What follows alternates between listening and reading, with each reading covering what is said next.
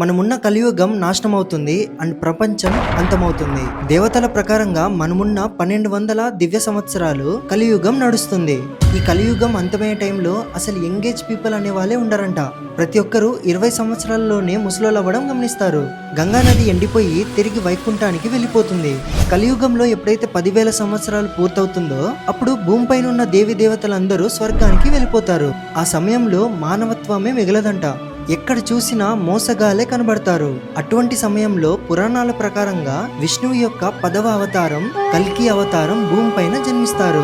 3 రోజుల్లోనే భూమిపైన ఉన్న పాపిలను రాక్షసులను చంపి సంహరించి భూమిపైన ఉన్న ధర్మాన్ని కాపాడతారు. ఆ తర్వాత భూమిపైన కంటిన్యూగా 12 సంవత్సరాలు వర్షాలు పడుతూనే ఉంటాయి. అలా భూమి మొత్తం నీళ్లతో నిండిపోతుంది. అప్పుడు 12 సూర్యుల ఎండ భూమిపైన పడి మొత్తం వాటర్ ఎండిపోయి అప్పుడు ఒక కొత్త భూమి, ఒక కొత్త యుగం మొదలవుతుంది. ఆ యుగాన్ని మనం